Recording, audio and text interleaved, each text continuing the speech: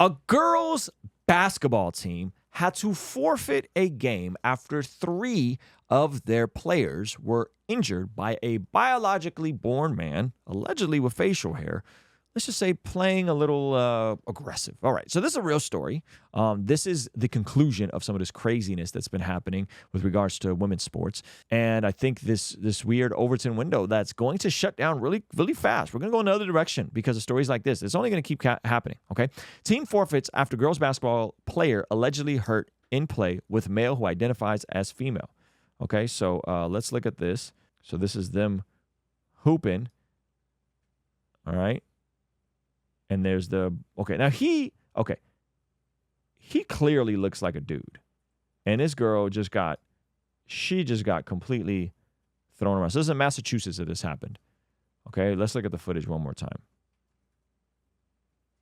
Okay, after a reported male player who is allegedly more than 6 foot tall with facial hair injured her.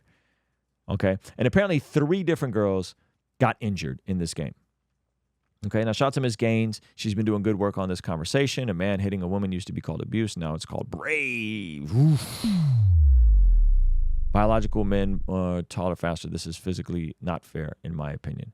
For anyone who hasn't figured it out, this is kind of boys and girls teams. Yeah. So let's dig away. High school girls basketball team forfeited a recent game after 3 players were injured, including one who was allegedly hurt during a play involving a 6-foot male player on the other team who identifies as female. Okay, now it is, especially in high school, not very common to have 6-foot players on girls basketball team. Not sure if you know that. Okay, so this is crazy. Collegiate Charter School of Lowell, Massachusetts forfeited February 8th game against KIPP Academy at halftime with Coach Kevin Ortons deciding to end the game as his roster was getting depleted 4 days before a playoff game, the school said. Fox News reported the KPP Academy girls team has a male player with facial hair on its roster who identifies as female. And local Massachusetts outlet The Daily Item, which also reported team as a main player, said KIPP officials refused to confirm the player's gender identification.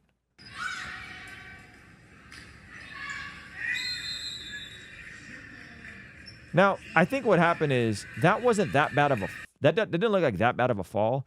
But when it's a dude and a small girl like that, I mean, she looks substantially shorter than him. The force of that is going to be way harder on a woman's body than it would be on a man's body, right? Because she's smaller, he's bigger and stronger. Yeah, she's hurt. She can't even get up. He's trying to give her a hand up.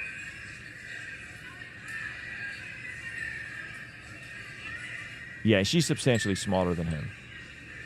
This is sad. Look how tall he is.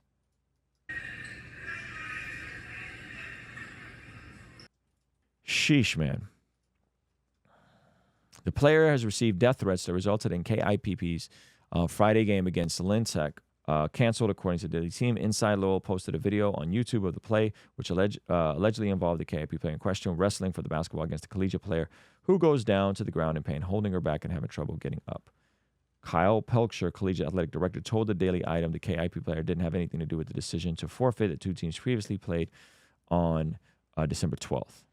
No, and Coach Ortons knew going into the game already because we had them at home the first game of the year and nothing happened then. So he knew nothing.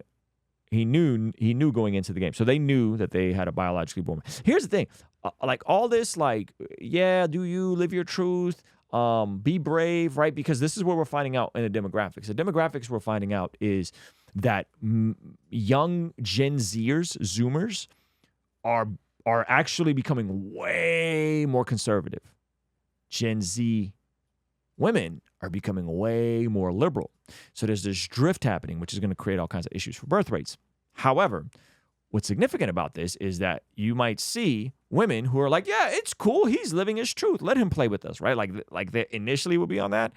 And then once they get in there and they start seeing girls get hurt and they start seeing things like this happen, might start to change their opinions, right? Collegiate said in a statement that its remaining healthy players feared getting injured and not being able to compete in the playoffs. The statement also said the school reiterates its values of both inclusivity and safety for all students. When asked by the Daily Item, KIPP Academy Athletic Director Anthony declined to say whether the school believes the male player who identifies as female was the reason for their forfeit. They don't wish to comment. Section 43.3.1 of the Massachusetts Athletic Association Handbook states that a student shall not be excluded from participation on a gender-specific sports team that is consistent with the student's bona fide gender identity. This just happened recently. This is going to happen every week now, by the way. There's another story about this. Oh, this just broke today, apparently.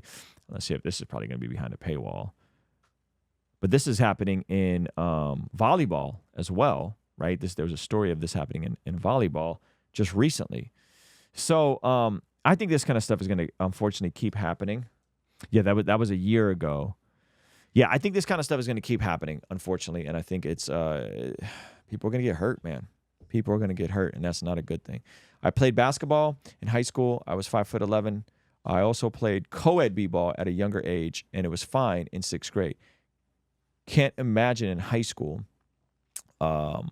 with guys surpassing us in strength tremendously. Yeah, I think it's all pre and post puberty, right? That's the big difference. Pre-post puberty is going to be huge in a situation like this. Sheesh, man.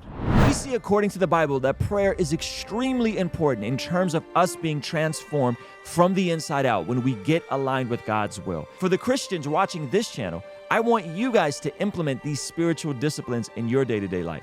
And the only way I've been able to do this consistently is through writing down my prayers in a prayer journal that does a few things. One, it allows me to reflect and come to God humbly and ask Him to move on my behalf. And two, it allows me to document my prayers, which ultimately help me remember the very things that I was praying for and see the hand of God tangibly in my life when He answers them. So I would urge you, consider writing down your prayers.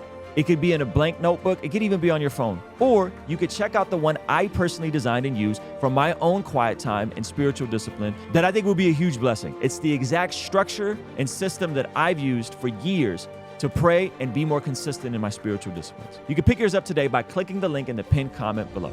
All right, I'll see you over there. Peace.